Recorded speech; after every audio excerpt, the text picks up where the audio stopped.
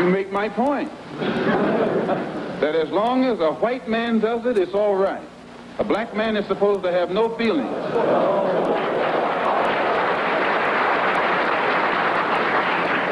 But when a black man strikes back, he's an extremist. He's supposed to sit passively and have no feelings, be nonviolent, and love his enemy. No matter what kind of attack, be it verbal or otherwise, he's supposed to take it.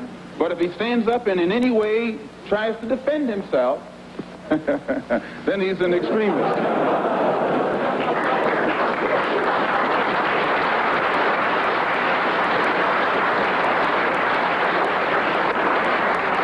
No, I think that the speaker who preceded me is getting exactly what he asked for.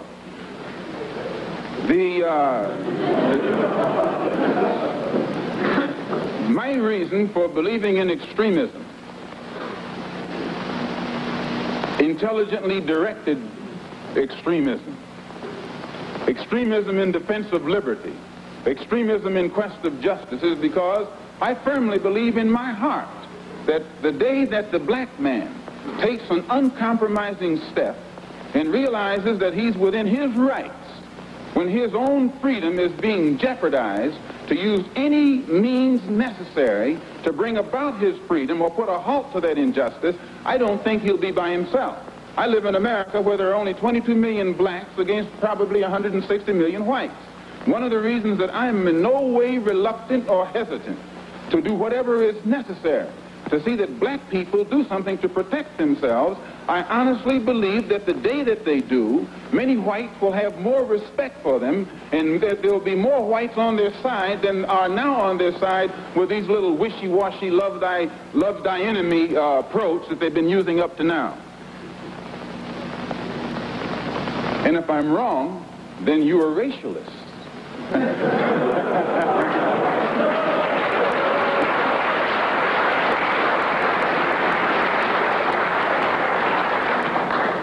As I said earlier, in my conclusion, I'm a Muslim. I believe in the religion of Islam. I believe in Allah. I believe in Muhammad. I believe in all of the prophets. I believe in fasting, prayer, charity, and that which is incumbent upon a Muslim to fulfill in order to be a Muslim. In April, I was fortunate to make the Hajj to Mecca and went back again in September to try and carry out my religious functions and requirements. But at the same time that I believe in that religion, I have to point out I'm also an American Negro.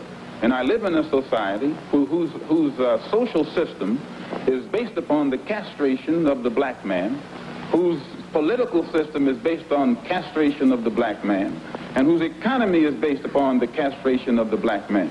A society which in 1964 has more subtle, deceptive, deceitful methods to make the rest of the world think that it's cleaning up its house, while at the same time the same things are happening to us in 1964 that happened in 1954, 1924, and in 1984. They came up with what they call a civil rights bill in 1964, supposedly to solve our problem, and after the bill was signed, 3 civil rights workers were murdered in cold blood.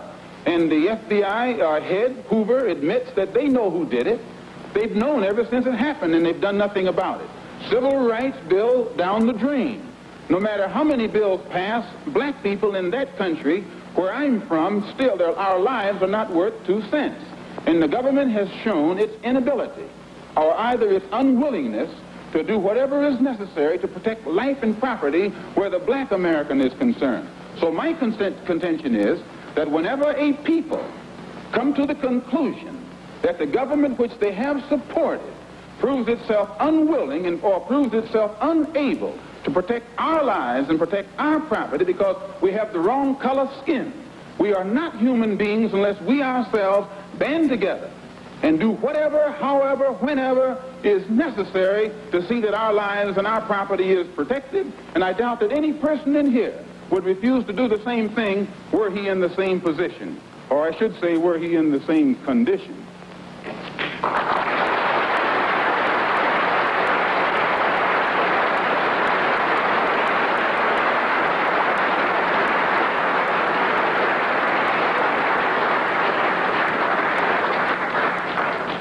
one step farther to see am I justified in this stand. And I say, I'm speaking as a black man from America, which is a racist society. No matter how much you hear it talk about democracy, it's as racist as South Africa, or as racist as Portugal, or as racist as any other racialist society on this earth. The only difference between it and South Africa preaches separation and practices separation. America preaches integration and practices segregation. This is the only difference. They don't practice what they preach. Whereas South Africa preaches and practices the same thing. I have more respect for a man who lets me know where he stands, even if he's wrong, than the one who comes up like an angel and is nothing but a devil.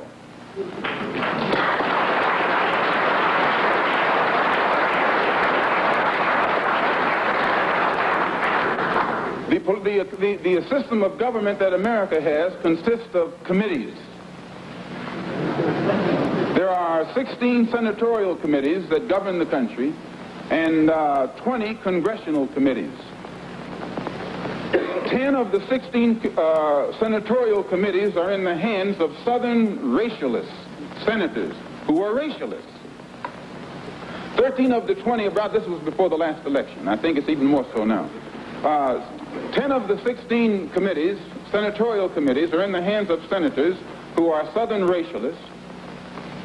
13 of the 20 congressional committees were in the hands of Southern congressmen who are racialists, which means out of the 36 committees that govern the foreign and domestic direction of that government, 23 are in the hands of Southern racialists, men who in no way believe in the equality of man, and men who do anything within their power to see that the black man never gets to the same seat or to the same level that they are on. The reason that these men from that area have that type of power is because America has a seniority system. And these who have that seniority have been there longer than anyone else because the black people in the areas where they live can't vote.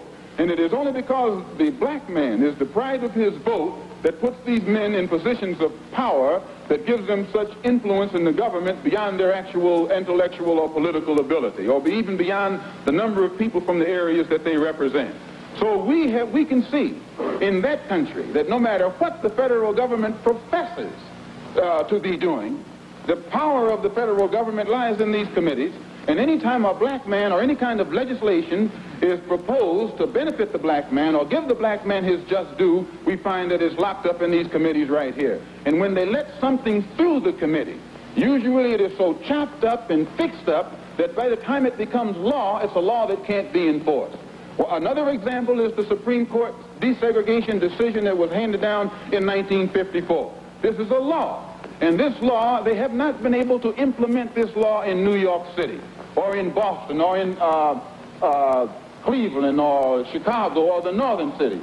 And my contention is that any time you have a country, supposedly a democracy, supposedly the land of the free and the home of the brave, and it can't enforce laws, even in the northernmost cosmopolitan and progressive part of it, that will benefit a black man, if those laws can't be enforced or that law can't be enforced, how much heart do you think we will get when they pass some civil rights legislation which only involves more laws? If they can't enforce this law, they'll never enforce those laws. So my contention is that we are faced with a racialistic society, a society in which they are deceitful, deceptive, and the only way we can bring about a change is to talk the kind of language, speak the language that they understand. The racialist never understands a peaceful language. The racialist never understands the nonviolent language. The racialist, he's spoken his language to us for 400 years. We have been the victim of his brutality. We are the ones who face his dogs that tear the flesh from our limbs, only because we want to enforce the Supreme Court decision.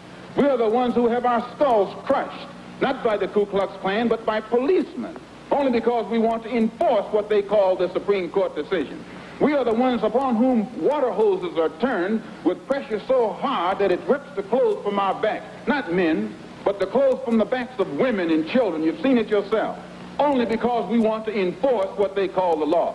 Well, anytime you live in a society supposedly based upon law, and it doesn't enforce its own law because the color of a man's skin happens to be wrong, then I say those people are justified to resort to any means necessary to bring about justice where the government can't give them justice.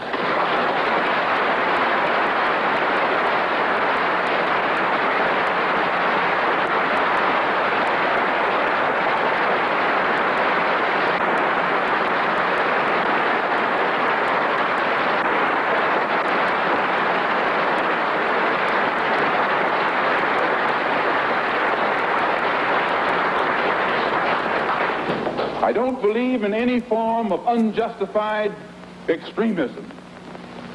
But I believe that when a man is exercising extremism, a human being is exercising extremism in defense of liberty for human beings, it's no vice.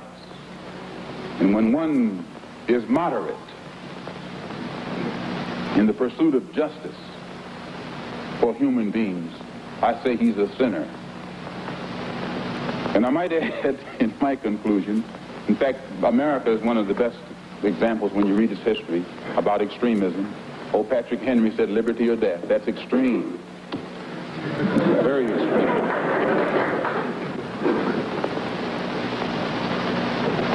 I read once, passingly, about a man named Shakespeare. I only read about him passingly, but I remember one thing he wrote that kind of moved me. He put it in the mouth of Hamlet, I think it was, who said, to be or not to be. He was in doubt about something.